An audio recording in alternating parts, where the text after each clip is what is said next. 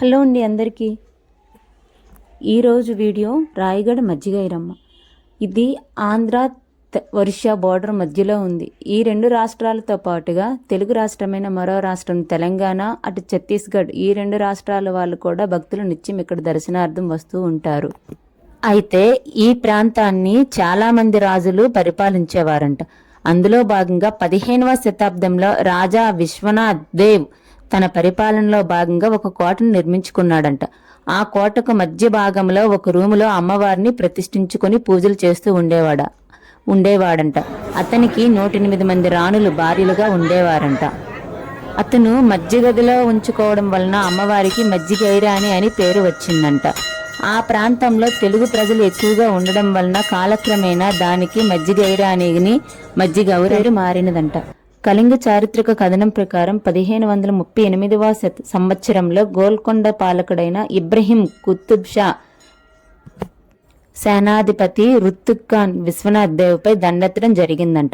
ఆ దండయాత్రలో అతనిని హతమార్చారంట. అతను రాజు చనిపోవడం వలన ఆ రాజ్యంలో అతని భార్యలైన 108 మంది అగ్నికి ఆత్మార్పణ చేసుకున్నారంట. అయితే రాజు పాలించే రాజులు అతని భార్యలు రాణిలు ఎవరూ లేకపోవడం వలన ఆ కాలక్రమేణా ఆ గుడి అనేది శిథిలమైపోయి మరుగున పడిపోయింది. కొన్ని శతాబ్దాల తర్వాత ఆ గుడి అనేది మళ్ళీ పునరుద్ధరణ జరిగినదంట. 1930 సంవత్సరంలో విజయనగరం నుంచి రాయ్పూర్కు బ్రిటిష్ వారు ఒక బ్రిడ్జి నిర్మాణం అయితే చేపట్టారంట.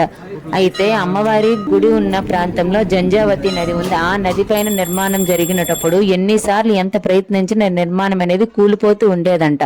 అయితే ఆ బ్రిటిష్ వాళ్ళు నిర్మాణం చేపట్టిన వాళ్ళల్లో కొంతమందికి అమ్మవారు కలలో కనిపించి నాకు ఇక్కడ ఆలయం నిర్మాణం చేస్తే బ్రిడ్జి నిలబడుతుందని చెప్పారంట. అయితే ఫస్ట్ అక్కడ ఆలయం నిర్మాణం చేసిన తర్వాత బ్రిడ్జిను వేశారంట.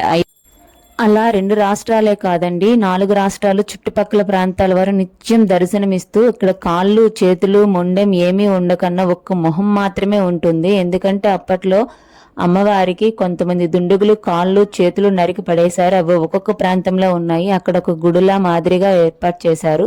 మనం వెళితే కాళ్ళకు చేతులు మొండెము వేరే వేరే ప్రాంతాల్లో మనకు దర్శనమిస్తూ ఉంటాయి. మనం అక్కడికి కూడా వెళ్ళి మొక్కొచ్చు. ఆలయ గర్భాలయంలో మాత్రం అమ్మవారికి ఒక్క మొహం మాత్రమే మనకు దర్శనమిస్తుంది. ఆలయం చుట్టూ కూడా రక్తం మాదిరిగా సింధూరం రంగు పెయింట్ తో మాత్రమే నిర్మాణం ఉంటుంది. ఇక్కడైతే రంకులు వేస్తూ గుర్రం ఉంటుందండి.